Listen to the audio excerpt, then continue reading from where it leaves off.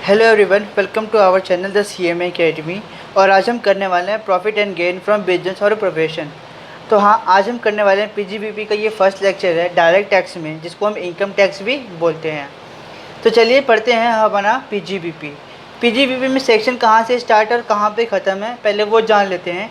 PGBP में section start है section 28 से और ख़त्म है सेक्शन 44 पर। ठीक है, मतलब हमें इसके और इसने हमें बीच में पढ़ना है। इससे पहले कौन सा सेक्शन आता है? इससे पहले आता है सेक्शन 27, जो हमारा हाउस प्रॉपर्टी में कवर्ड है। तो हाउस प्रॉपर्टी का सेक्शन है सेक्शन 23 से सेक्शन 27 तक, 22 से 27 तक। 23 है वो चार्जिंग सेक्शन है, वो बताता है कि कौन कौन सी कैटेगरीज में कौन कौन सी चीज़ आती हैं। मतलब सेक्शन 23 में ये बताता है कि कौन सा हाउस जो है हमारा लेट आउट है, कि कौन सा डीम टू लेट आउट है, कौन सा सेल्फ ऑक्यूपाइड है, कौन से हाउस में हमारा वैकेंट रहेगा। वो सेक्शन 23 में, मतलब वो चार्जिंग सेक्शन में हमें बताता है। चार्जिंग सेक्शन जो हमें मेथड आता है किस हिसाब से हमें लगाना है। नाउ अब हम आते हैं, वो सब की बात छोड़ो, अब हम आते हैं कि हम अपना PGBP पढ़ने वाले हैं। तो PGBP फोकस करते हैं। जब हम हाउस प्रॉपर्टी पढ़ेंगे तो हाउस प्रॉपर्टी की बात करेंगे। ठीक है, तो चलिए हम अभी स्टार्ट करते हैं कि PGBP में कौन कौन सी इनकम इंक्लूड होती है PGBP कैलकुलेट करने के लिए। तो सेक्शन 28 जो है वो बेसिकली क्या कहलाता है? सेक्शन 28 जो कहलाता है वो इनकम को डिफ़ाइन करता है। क्या डिफ़ाइन करता है? इनकम डिफ़ाइन करता है। सेक्शन 28 इनकम डिफ़ाइन करता है। ठीक है, कौन सी इनकम आएगी हमारी PGBP में वो यहाँ पे बताता है। तो चलिए सबसे पहले हम अपना इनकम जान लेते हैं कि PGBP में कौन कौन सी इनकम इंक्लूड की जाती है। ठीक है, कौन कौन सी इनकम शामिल की जाती है हमारे PGBP कैलकुलेट करने के लिए। पहला पॉइंट है, जैसे सेक्शन 28 है, ये बात ध्यान दे लेना कि सेक्शन 28 कहलाता है कि इनकम कौन कौन सी आएगी। कि पहला पॉइंट है कि any profit and gain of any business और प्रोफेशन कैरिड ऑन एसएससी। मतलब कोई भी प्रॉफिट या गेन हो, पहले हमें ये जानना पड़ेगा कि प्रॉफिट और गेन में क्या डिफरेंस है। पहले तो जानने की ज़रूरत ये है, बहुत लोगों को पता होगा कि प्रॉफिट और गेन क्या होता है। ठीक है, पहले हम इसका डिफरेंस जानेंगे, देन उसके बाद हम आगे पढ़ेंगे। ठीक है, पहला बताइए कि एनी प्रॉफिट, कोई भी प्रॉफिट हो, कोई भी गेन हो, किसी भी बिजनेस या प्रोफेशन से हो, ठीक है, तो वही हमारे PGBP में इंक्लूड किया जाएगा।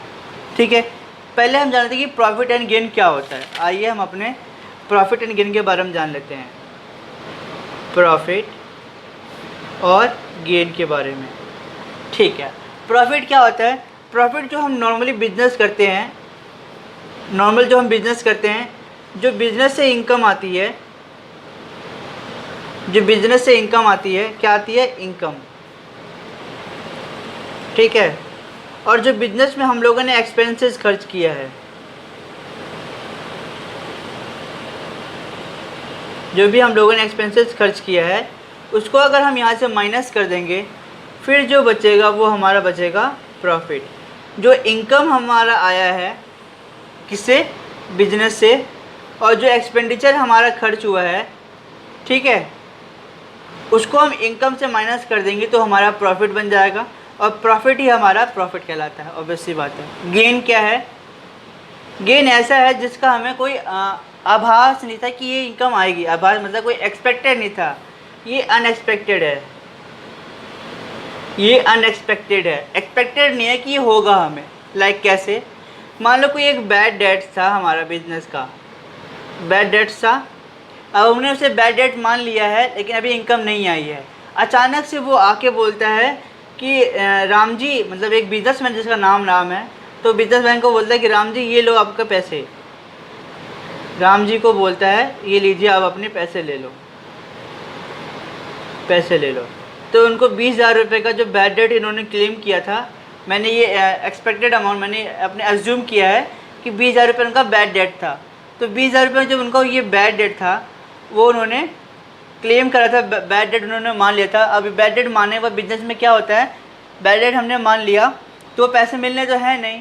तो इन्होंने क्या किया, जो हमारा बैड डेट था वो आया और उनको बोला कि राम जी आप अपने पैसे ले लो, तो उन्होंने 20,000 रुपये मिल गए। ये अनएक्सपेक्टेड है, एक्सपेक्टेड नहीं था कि आके देगा, क्योंकि हमने बैड डेट माना है। ठीक है, ये अनएक्सपेक्टेड है, तो 20,000 रुपये मिल गए। ये एक तरह का गेन हो गया।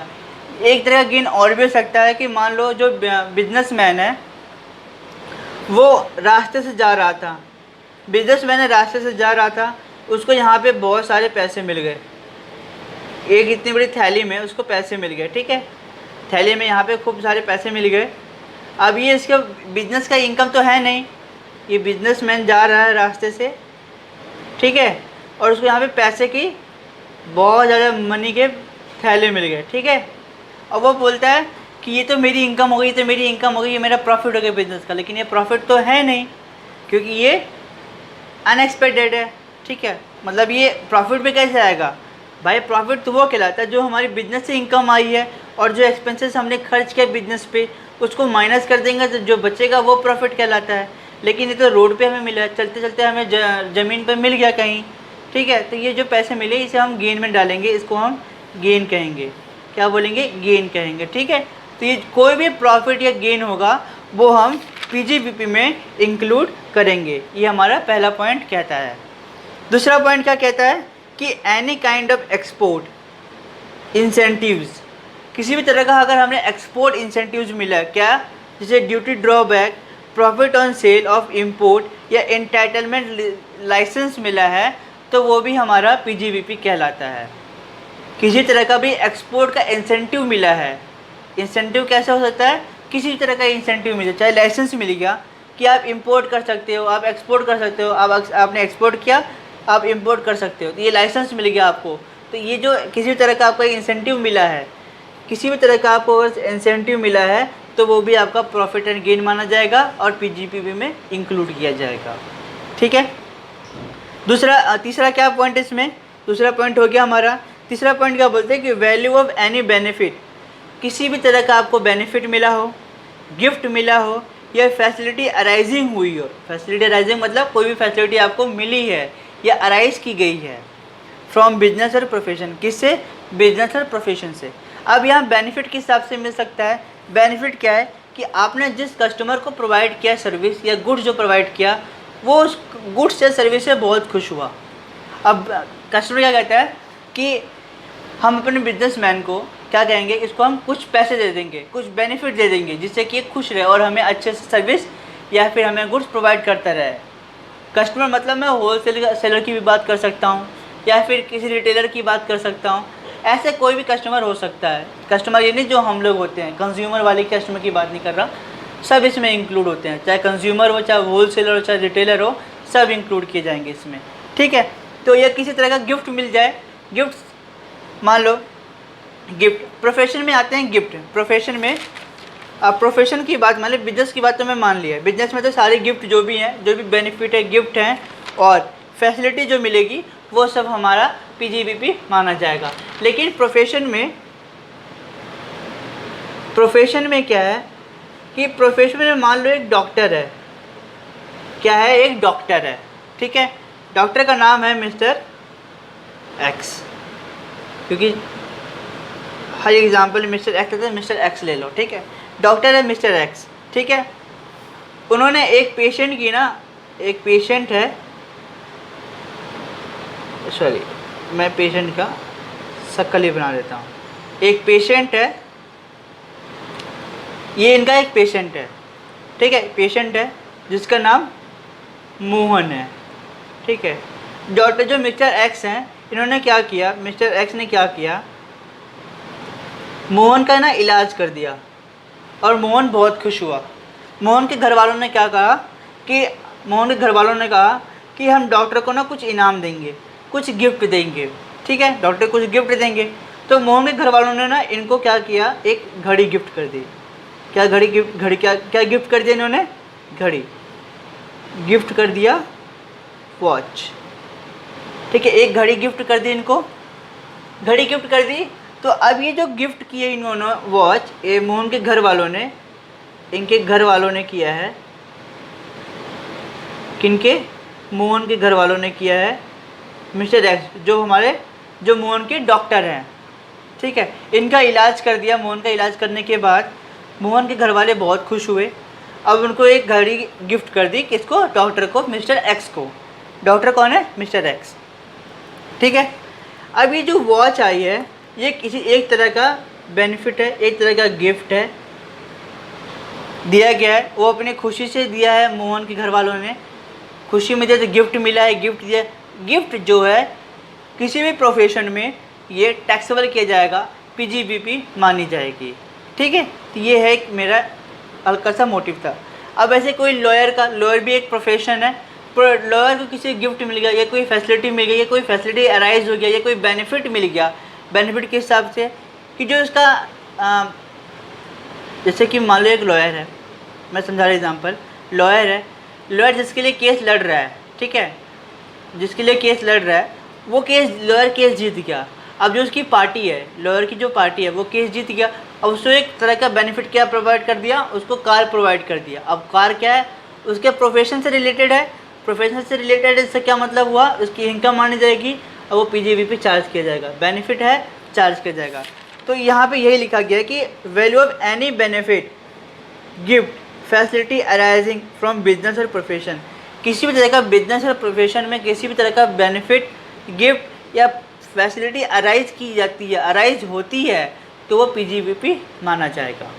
ठीक है, थर्ड पॉइंट क्लियर हो गया। फोर्थ पॉइंट पे आते हैं कि इंटरेस्ट सैलरी, इंटरेस्ट अलग है, सैलरी अलग है। इंटरेस्ट हो, सैलरी हो, बोनस हो या कमीशन रिसीव्ड हो bye partner from his firm, चाहे इंटरेस्ट रिसीव्ड हो, चाहे सैलरी रिसीव्ड हो, चाहे बोनस रिसीव्ड हो, चाहे कमीशन रिसीव्ड हो, किसे पार्टनर को रिसीव हो, किससे रिसीव्ड हो, फर्म से रिसीव्ड हो। किसको रिसीव्ड हो, पार्टनर को रिसीव्ड हो, फर्म से रिसीव्ड हो, या एलएलपी हो, दोनों में से किसी को भी रिसीव्ड हो। एलएलपी में तो मेंबर आ जाता है, फर्म में तो पार्टनर आता है। ठीक है, to the extent it is allowed firm. तो ये कमीशन, ये जो कमीशन है, बोनस है, सैलरी है, इंटरेस्ट है, ये सब पीजीबीपी माना जाएगा। ठीक है, any sum received under the key man insurance policy if nominee is the employer. Key man insurance policy में जो एम्प्लॉय है वो की मैन इंश्योरेंस पॉलिसी लेता है। ठीक है, तो वो भी पीजीबीपी माना जाता है। सिक्स्थ पॉइंट क्या है कि the fair market value of inventory as on the date on which it is converted into और treated as a capital asset determined in the prescribed manner. हाँ, ये क्या बोलता है यहाँ, ये एक्ट में, ये फाइनेंस एक्ट 2018 में आया था। फाइनेंस एक्ट 2018 में आया था, ये वाला पॉइंट, सिक्स्थ वाला पॉइंट, इसलिए मैंने यहाँ पे लिखा है।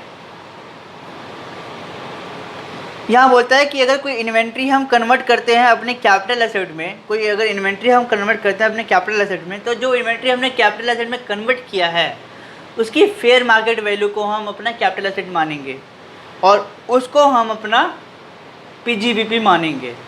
ठीक है, कोई भी स्टॉक या इन्वेंट्री हम कन्वर्ट करते हैं अपने कैपिटल एसेट में, या कैपिटल एसेट जो कोई भी इन्वेंट्री था हमारा, मान लो कि हमारा घर है, जैसे कि हमारा घर है, ठीक है,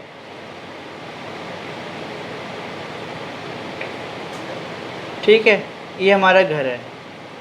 अब बचपन में जो सीखा था वही घर बनाऊंगा। ठीक है, ये हमारा घर है, ये गेट हो गया घर का। ठीक है, ये खिड़की बना दी हवा आने के लिए। ठीक है, ये घर है, पहले मैं इसमें मैं रहता था, अब इसे मैं होटल बना दूंगा, अभी मेरा बिजनेस प्रोफेशन हो जाएगा। पहले ये मेरा घर था, ये घर था पहले मेरा, ठीक है, अब इसे मैं क्या बना दूंगा, होटल। होटल क्या होगा, ये मेरा बिजनेस हो जाएगा, या फिर मैं बना दूंगा इसे, या मैं इसे प्रॉपर्टी डीलर हो जाऊंगा। क्या हो जाऊंगा मैं, प्रॉपर्टी डीलर। ठीक है, तो ऐसे मेरे पास 5 6 7 8 घर ऐसे और हो जाएंगे। इधर से मैं जो होटल बना दूंगा, इसे मैं प्रॉपर्टी डीलर बन जाऊंगा। प्रॉपर्टी डीलर में बन जाऊंगा तो ये मेरा स्टॉक बन जाएगा। स्टॉक जो होगा फेयर मार्केट वैल्यू को हम स्टॉक मान लेंगे। इसका section 45 clause 5A, section 45 clause 5A बताता है, ये अभी तो आपने शायद पढ़ा होगा या फिर नहीं भी पढ़ा होगा, तो मैं वहाँ पे अच्छे से क्लैरिफाई वगैरह कर दूंगा कि कोई भी स्टॉक अगर हम कन्वर्ट करते हैं तो उसकी जो उस दिन की फेयर मार्केट वैल्यू, जिस दिन हमने कन्वर्ट किया उस दिन की फेयर मार्केट वैल्यू लेंगे हम पीजीबीपी में। तो यहाँ पे भी यही किया गया है कि जो कोई भी हम स्टॉक जो हमारा कैपिटल एसेट था, अगर उसको हम अपना पीजीबीपी में कन्वर्ट करते हैं, बिजनेस में लाते हैं, या कोई जैसे मैंने यहाँ पे एग्जांपल लिया है होटल या प्रॉपर्टी डीलर में, अगर मैं उसे कन्वर्ट कर देता हूँ तो वो हमारी पीजीबीपी की इनकम बन जाती है और उसे हम पीजीबीपी में ट्रीट करेंगे। ठीक है। लास्ट पॉइंट है कि एनी सम रिसीव्ड, चाहे वो कैश में हो या मनी या मूवेबल या असेट हो, मनी मूवेबल असेट हो या और on account on specified business asset हो, जो under section 35 AD sold and destroyed discarded हो। इसका मैं एक्सप्लेन करता हूँ कि 7th पॉइंट में क्या बोलता है। 7th पॉइंट में क्या बोलता है कि कोई भी ऐसी स्पेसिफाइड बिजनेस एसेट है, स्पेसिफाइड बिजनेस एसेट है जो अंडर सेक्शन 35 AD में लिखा है। मतलब स्पेसिफाइड बिजनेस एसेट मतलब जो वीआईपी बिजनेस होते हैं। वीआईपी बिजनेस मतलब ये भी आपको समझ में नहीं आएगा, ये कुल मिला के 13 बिजनेस हैं, 13 बिजनेस हैं, 13 बिजनेसेस हैं, 13 बिजनेसेस एसेट्स हैं।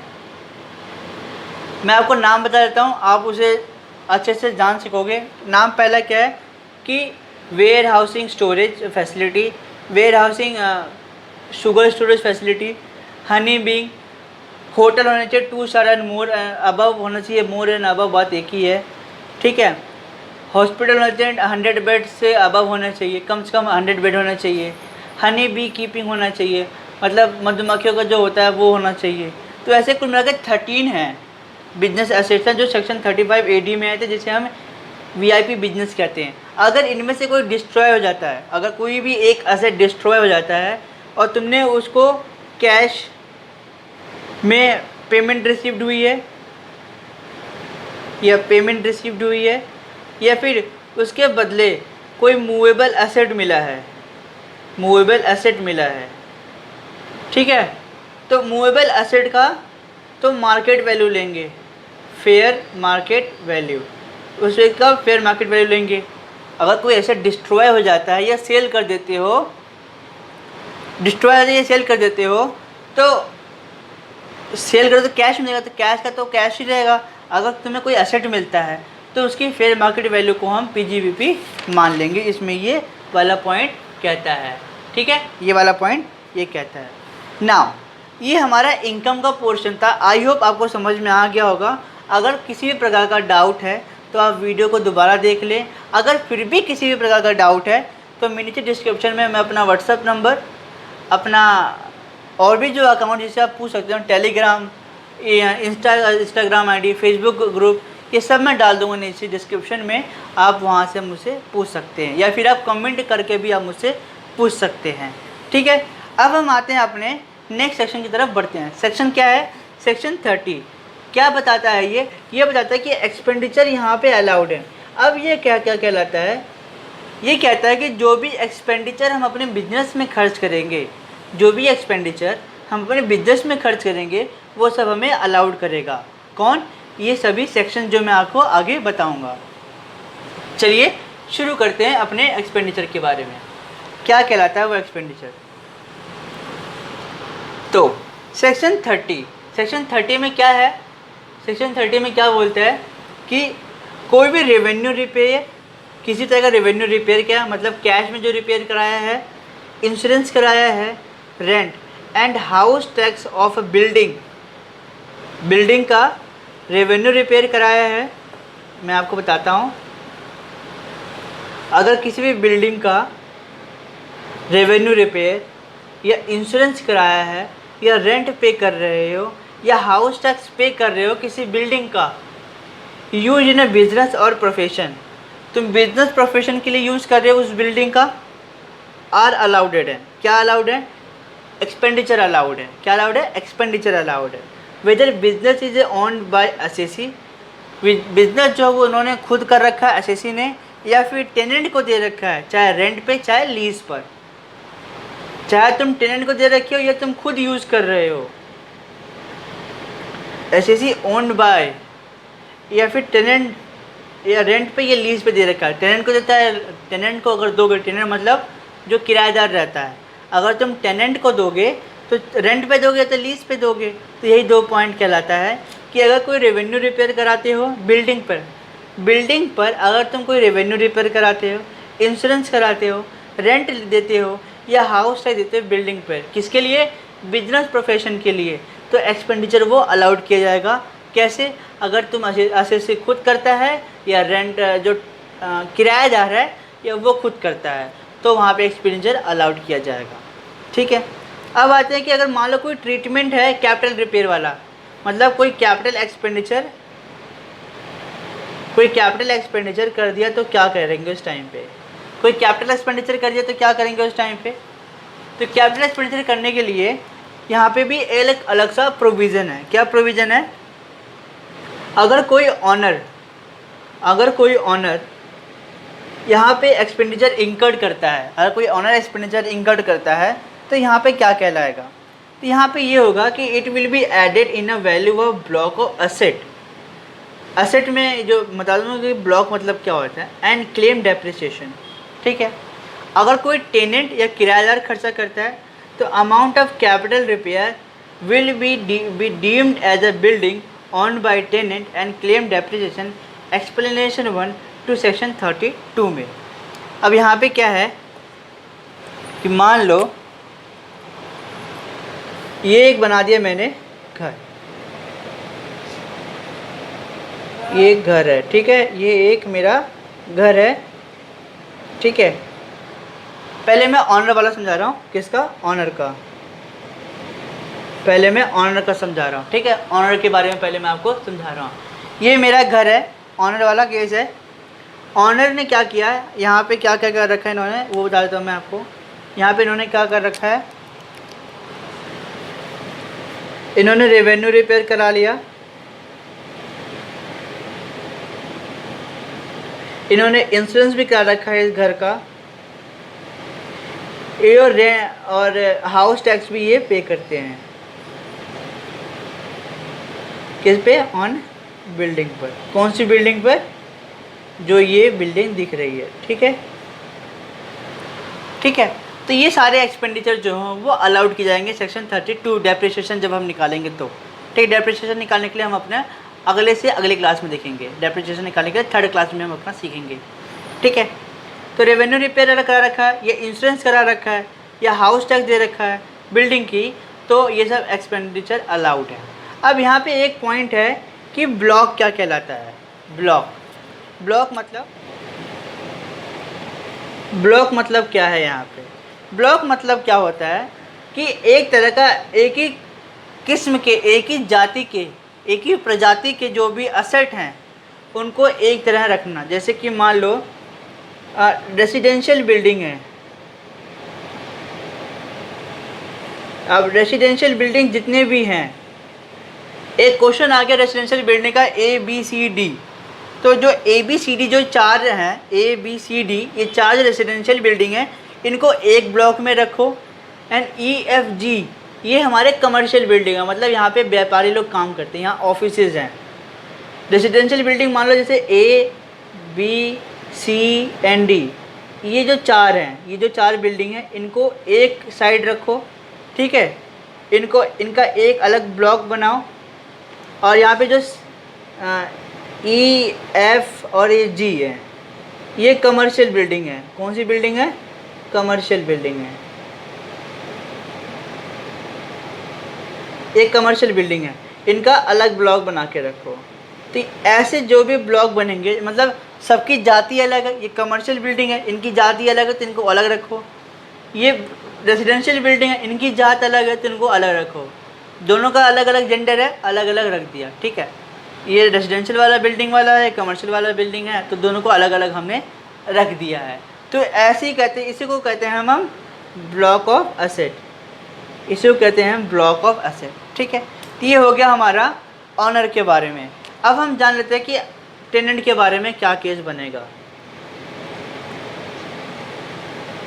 टेनेंट के बारे में क्या केस बन सकता है कि अब मान लो टेनेंट के लिए, ये टेनेंट यहाँ पे एक फ्लैट है टेनेंट का। ठीक है, ये एक बिल्डिंग है, बड़ी सी बिल्डिंग है ये। ठीक है, यहाँ पे ये फ्लोर है, मान लो। ठीक है, तो ये फ्लोर है और ये फ्लोर के कमरे हैं। अब यहाँ पे टेनेंट क्या करेगा, टेनेंट वाला केस है। अगर कोई टेनेंट रेवेन्यू रिपेयर करता है, टेनेंट रेवेन्यू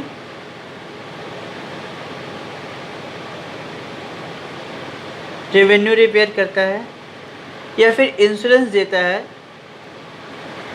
रेंट देता है या फिर हाउस टैक्स देता है, तो वो भी अलाउड है। टेनेंट जो है वो अपना डेप्रिसिएशन क्लेम कर लेगा, ठीक है। एंड अगर वो मान इसके बाद और अगर वो कोई कैपिटल एक्सपेंडिचर कराता है, इस बिल्डिंग पे कोई कैपिटल एक्सपेंडिचर करता है। कैसे कैपिटल एक्सपेंडिचर? मान लो कि ये जो टेनेंट है ना वो यहाँ रहता है, टेनेंट यहाँ पे रहता है ऊपर वाली बिल्डिंग में, फिफ्थ फ्लोर पे वो रहता है, फिफ्थ वाले फ्लोर पे, और वो चाहता है ना कि ये जो कमरा बना है मैं यहाँ पे एक अलग से एक इतना बड़ा सा रूम बनवा दूँ, अपने लिए अलग सा, ठीक है। मैं यहाँ पे अपनी स्टडी करूँगा बैठ के। तो ये जो टेनेंट है ये अपना रूम बनवा लेता है यहाँ पे, तो ये जो रूम है ये कैपिटल एक्सपेंडिचर माना जाएगा, रेवेन्यू एक्सपेंडिचर नहीं माना जाएगा। तो ये जो कैपिटल एक्सपेंडिचर है ये सेक्शन 32 एक्सप्लेनेशन 1 में, मतलब एक्सप्लेनेशन 1 सेक्शन 32 में आप डेप्रिसिएशन क्लेम कर लोगे आप। ये कहलाता है, ये वाला प्रोविजन से सेक्शन 30 में कहता है। आई होप आपको ये पॉइंट सेक्शन 30 का अच्छे से समझ में आ गया है। अगर नहीं आया है तो वीडियो को दोबारा देख लीजिए। अगर कोई दिक्कत है तो नीचे दिए गए डिस्क्रिप्शन में आप मुझसे जो भी पॉइंट है, जैसे कि व्हाट्सएप ग्रुप है, फेसबुक है और हमारा इंस्टाग्राम है, इन सब का लिंक नीचे दे दूँगा, आप वहाँ मुझसे पूछ सकते हैं, ठीक है। अब हम आगे बढ़ते हैं अपने नए सेक्शन पर। अभी तक हमने पढ़ा सेक्शन 28 एंड 30। अब आपके मन में एक डाउट आया होगा सेक्शन 29 कहाँ चला गया। सेक्शन 29 है वो मेथड है पीजीबीपी लगाने का, तो वो इतना ज़रूरी नहीं है, कोई दिक्कत नहीं है। जब हमारा लास्ट वाला लेक्चर होगा मैं वहाँ पे आपको बता दूँगा कि सेक्शन 29 क्या कहता है, ठीक है। तो अभी के लिए हम सेक्शन 31 पे आगे बढ़ते हैं। सेक्शन 31 क्या कहता है यहाँ पे वो हम जान लेते हैं। तो सेक्शन 31 के बारे में पढ़ने से पहले हम आपको एक चीज़ बताना चाहते हैं। अगर आप हमारे चैनल पर नए आए हैं तो चैनल को सब्सक्राइब कीजिए, वीडियो को लाइक कीजिए और दोस्तों के साथ शेयर भी कीजिए, जिससे कि उनको भी ये डायरेक्ट टेस्ट का लेक्चर मिल सके, ठीक है। तो चलिए सेक्शन 31 की तरफ हम बढ़ते हैं। सेक्शन 31 को क्या कहता है? सेक्शन 31 बोलता है कि revenue repair and insurance of plant and machinery and furniture will be allowed है।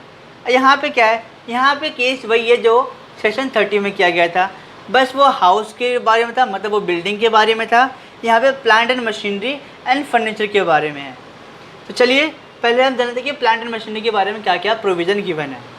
बोलता है कि सेक्शन 31 में कि रेवेन्यू रिपेयर किया है, इंश्योरेंस किया है या फिर कोई भी प्लांट एंड मशीनरी और फर्नीचर पे अगर हमने कोई इंश्योरेंस दिया है। कैसे? मान लो कि कोई रेवेन्यू रिपेयर हमने प्लांट एंड मशीनरी और फर्नीचर पे किया है, रिपेयर करा दिया, ठीक है। इंश्योरेंस कराया है हमने प्लांट एंड मशीनरी और फर्नीचर का, तो ये हमें अलाउड होगा। ये जितने भी जो अभी हमने एक्सपेंडिचर किया, revenue repair, insurance, plant and machinery और फर्नीचर पे, ये हमें अलाउड किया जाएगा। लेकिन अगर हम रेंट देते हैं प्लांट एंड मशीनरी और फर्नीचर का तो वो हमें अलाउड नहीं होगा। क्यों? वो सेक्शन 31 हमें प्रोविज़न जो है सेक्शन 31 का वो हमें अलाउड नहीं करता, ठीक है। तो क्या है इसमें, मैं नोट लिखा है कि rent of plant and machinery and furniture is not covered by section 31 में। तो जो इसका रेंट हम प्लांट एंड मशीनरी का देंगे वो यहाँ पे कवर्ड नहीं है। वो कवर्ड कहाँ है? वो अलाउड होगा तुम्हें सेक्शन 37 क्लॉज 1 में। अब हमें ये पढ़ना पड़ेगा सेक्शन 37 क्लॉज 1 क्या कहलाता है। सेक्शन 37 क्लॉज 1 कहता है कि जनरल डिडक्शन ये कहता है कि जो पॉइंट, जो एक्सपेंडिचर सेक्शन 30 टू लेके 36 क्लॉज 1 तक, मतलब 30 से लेके 36 तक कवर्ड नहीं है जो एक्सपेंडिचर, वो यहाँ पे अलाउड होगा। लेकिन उसके भी थोड़ा से कंडीशन और लगा दिया इन्होंने। जनरल डिडक्शन जो सेक्शन 37(1) में बोलता है, क्या बोलता है कि any expenditure are not covered बताया मैंने, जो भी एक्सपेंडिचर सेक्शन 30 टू 36(1) तक नहीं कवर्ड है, वो यहाँ पे डिडक्शन मिलेगा उनको। डिडक्शन मतलब एक्सपेंडिचर वो अलाउड होगा। And following condition are allowed that it will be allowed on the basis of genuine expenses. जो जेन्युइन एक्सपेंसेस हुए होंगे वो वही एक्सपेंडिचर यहाँ पे अलाउड किए जाएंगे, उन्हीं का डिडक्शन यहाँ पे मिलेगा। तो चलिए चलते हैं, हम पढ़ते हैं सेक्शन 37 क्लॉज 1 में वो कौन कौन से जेन्युइन एक्सपेंसेस पे हमें डिडक्शन मिल जाएगा। ठीक है, हमें ये याद रखना है कि जो सेक्शन 30 में बोलता है, सेक्शन 31 में जो बोलता है कि कोई भी प्लांट एंड मशीनरी या फर्नीचर का अगर हम रेंट पे करते हैं तो सेक्शन 31 में वो अलाउड नहीं होता, लेकिन वो अलाउड होता है सेक्शन 37(1) में। तो चलिए हम सेक्शन 37 को पढ़ते हैं कि it should be not be capital expenditure. कोई भी अगर हम एक्सपेंडिचर करते हैं कैपिटल नेचर वाला तो वो यहाँ पे अलाउड नहीं है। जैसे कि अभी हमने सेक्शन 30 में एक कैपिटल एक्सपेंडिचर खर्च किया था कि टेनेंट ने या फिर ऑनर ने कोई भी कैपिटल एक्सपेंडिचर करते हैं, टेनेंट या ऑनर किसी भी तरह का कैपिटल एक्सपेंडिचर करते हैं तो वो यहाँ पे अलाउड नहीं है। ठीक है, it should be not a personal nature. कोई भी पर्सनल नेचर का एक्सपेंसेस अगर आप करते हो तो आपको यहाँ पे डिडक्शन नहीं मिलेगा। ठीक है, कोई भी पर्सनल नेचर का एक्सपेंसेस आप करते हो तो यहाँ पे डिडक्शन नहीं मिलेगा। It must be exclusively for business और प्रोफेशन। अब क्या है कि ये जो एक्सपेंडिचर होना चाहिए ये बिजनेस और प्रोफेशन से रिलेटेड होना चाहिए और उससे रिलेटेड कुछ नहीं होना चाहिए। एक्सक्लूसिवली बोल रहा है, मतलब उसी से रिलेटेड होना चाहिए और उससे रिलेटेड नहीं होना चाहिए। It should not be prohibited by any law. ये बोलता है कि किसी भी लॉ में प्रोहिबिटेड नहीं होना चाहिए, इलीगल नहीं होना चाहिए किसी भी लॉ में। अब हम अपने सेक्शन 31 पर दोबारा आते हैं। सेक्शन 31 क्या बोलता है कि कोई भी रेंट अगर हम पे करते हैं प्लांट एंड मशीनरी और फर्नीचर पे तो वो यहाँ पे कवर्ड नहीं है, लेकिन सेक्शन 37(1) में कवर्ड है।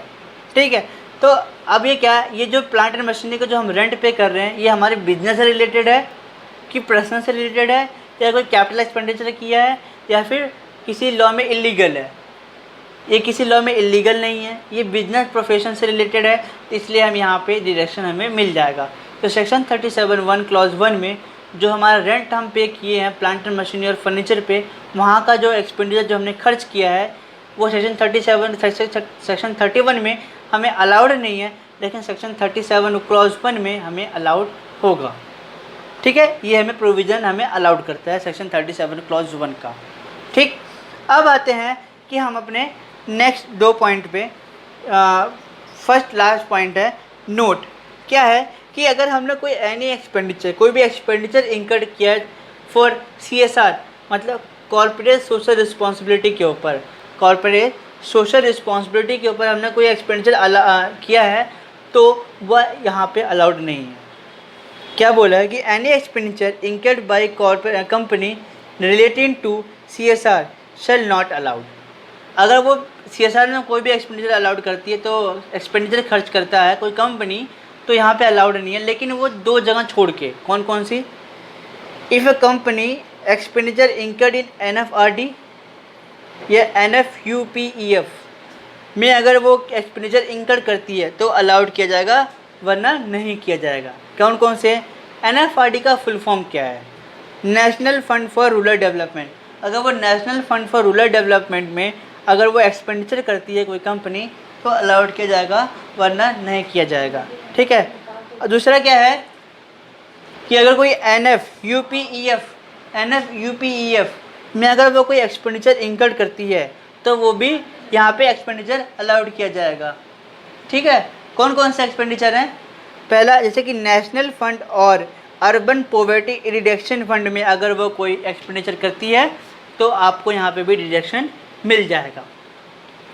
इसको नेशनल फंड और रूरल डेवलपमेंट को कल मतलब मैं अपने नेक्स्ट लेक्चर में, और नेशनल फंड और अर्बन पॉवर्टी रिडक्शन फंड में मैं आपको नेक्स्ट लेक्चर में बताऊंगा। इस पर डिडक्शन 100% मिलता है और इस पर भी डिडक्शन आपको 100% या 150% आपको मिलता है कि नहीं मिलता, मैं आपको अपने नेक्स्ट लेक्चर में आपको कंफर्म बताऊंगा। ठीक है, तो आज के लिए हमारे पास जितना ही था। आज हम 4 सेक्शन पढ़े हैं, section 28, section 30, section 31 and section 37 clause 1। आज हम लोगों ने ये 4 सेक्शन पढ़े हैं। नेक्स्ट लेक्चर को पढ़ने से पहले आपको ये 4 सेक्शन को अच्छे से पढ़ के देखना चाहिए ताकि आपको आने वाले लेक्चर में कोई भी प्रॉब्लम ना हो। ठीक है, तो चलिए, thank you so much. Video को लाइक कीजिएगा और चैनल को सब्सक्राइब कीजिएगा।